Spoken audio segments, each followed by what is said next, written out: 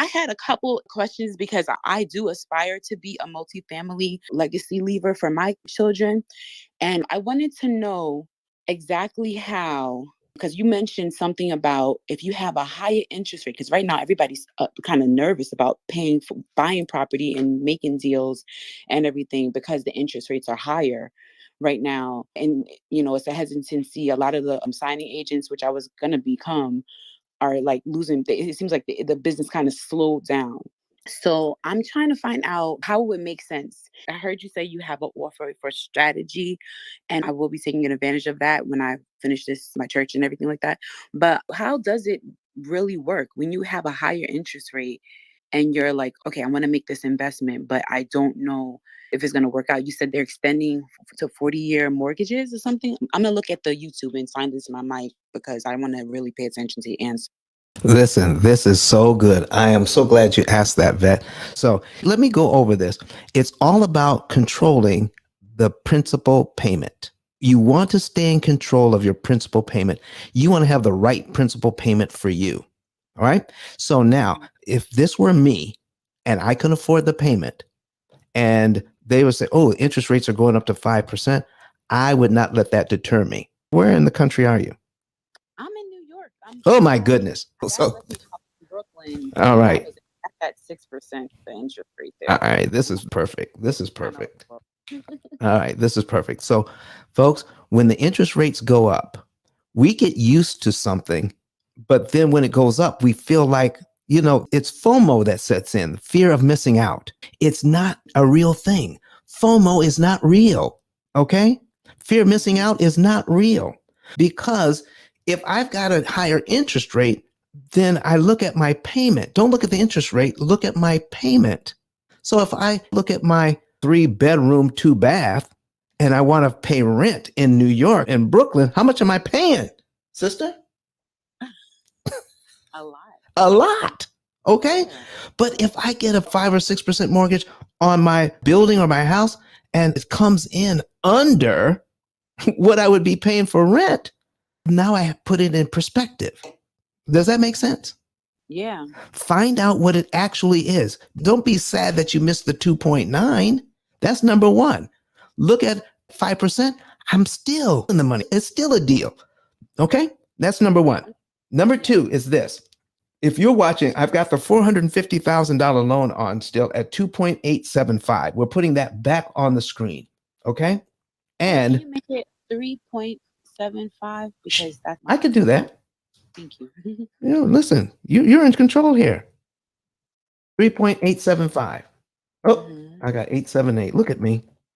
3.875, 30 years, 450,000. Our principal and interest payment is $2,116.07. So now when I scroll down to take a look at my payments, all right, my principal payments start out around in the 660 range. That's my principal payments. You see that?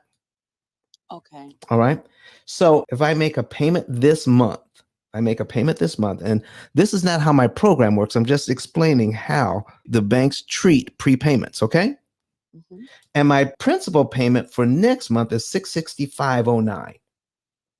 All right. $665.09. Okay. I made my payment this month, but next month's principal payment is $665.09. What if I chose to pay that this month instead of waiting till next? So pay the principal or the interest? Yeah, just the principal, because the interest is just rent on your money. We just want to avoid that. Okay.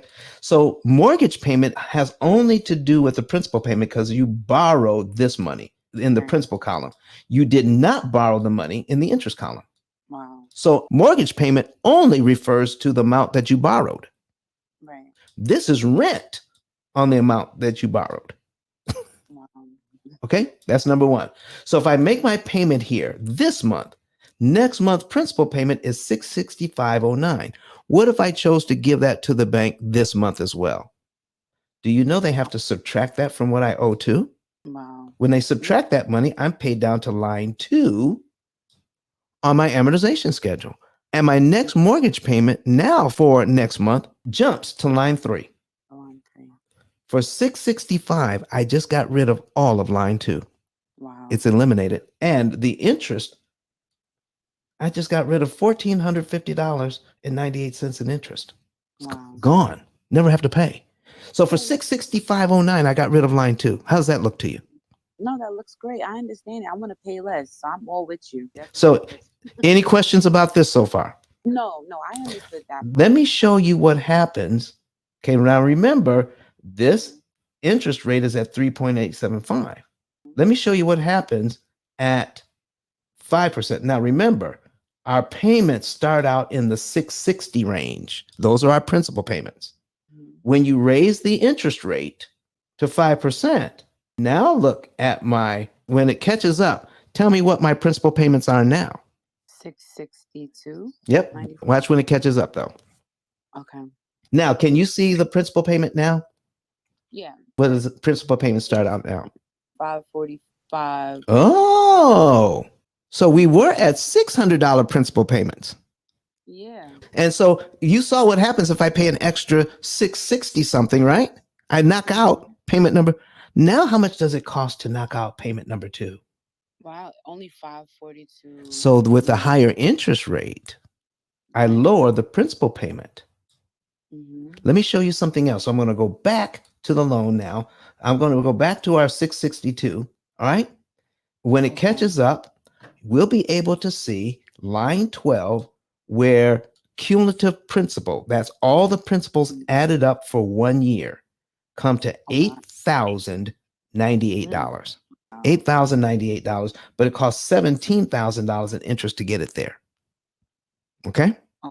Now, if I know that I'm going to be paying this $8,000 sooner or later, do I have to pay it in 12 monthly installments? No. If I had it, could I give it to the bank all at once?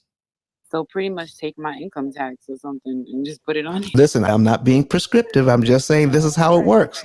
Please don't tell people Don said take your income tax and throw it at your mortgage. Okay, we're going to give you exact amounts for every client. It's different for everybody. This is an individual thing. Now, the guy in Nashville, Tennessee, and this is why we're going to Nashville, Tennessee. We're not going to mention his name, but some people know who I'm talking about. The guy that says eat beans and rice 7 days a week, cut up your credit cards and don't go anywhere, don't do anything, drive a 30-year-old car, take all your money and throw it at your debt. That's that guy. We are not that guy. Okay? We're not that guy. So we're going to come up with a specific program for you and specific numbers to the penny for you. Okay. But do you see what $8,000 can do to this loan and knock out a whole year? All right. And if we give this to the bank in this month, all of this is gone. All this is gone. And where are we next month? Instead of line 2, we're on line 13. Boom. That's where we would be by giving the bank that $8,000, okay, up front. But at 5%, I need to wait for it to catch up because this is exciting. This is exciting. When it catches up, I want you to see that when we do a cumulative principal of $8,000, it knocks out not 12, but 15 payments when you raise the interest rate. So punish the principal. I'm clipping that right now. Wait a minute here. She said, punish the principal. Listen, Venna. So can I use that? Yeah, don't go ahead. Go ahead. Punish the principal. God-fearing, God-loving person. Everything that I have, anybody connected to me gets blessed for everything I have. So you have any other questions for me today, Vet? No, this is very inspirational, groundbreaking. I'm sitting here pivoting like what, like humming. What did you say?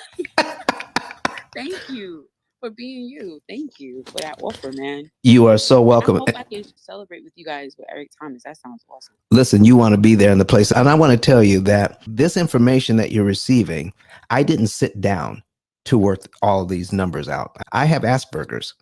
It's a mild form of autism. So when I take a look at an amortization schedule. That's awesome. I used to work at the NYT program. They had the vocational independence program for kids like that. Really? Yeah. Because a lot of parents need a respite, like in the summertime or something, or just like a break. And that college, they offer that. I used to be a job coach and an RA back when I was in college. And we had fun with the kids. We took them places and everything. So anybody has any kids like that, that's a good place. Once they turn a certain age, you can look into that as well. My mother could have used a rest. Yeah. Yes. Well, listen, by me taking a look at this amortization schedule, I see the patterns and the pictures. That's how I put things together. And the way that they're explaining it to us, the way that we should pay it back, it's really inefficient. All we have to do is make some changes, and then we could save up to 75% of that interest cost and then take that money and invest it. Oh, we can get our property at 75% off on the interest cost, take that money and invest it while we're investing other funds. Listen, thank you so much for coming to the stage. I appreciate you so very much. But Don has some valuable information that can contribute to the quality of a person's life. And it only costs you a few dollars. It's his book. Why not get that? I'm going to go through the P.I.L.L method myself with some of my investment properties. So I'm going to link up with Don, and then I'm going to sit down with him, show him my investment portfolio, and see how I can eliminate interest.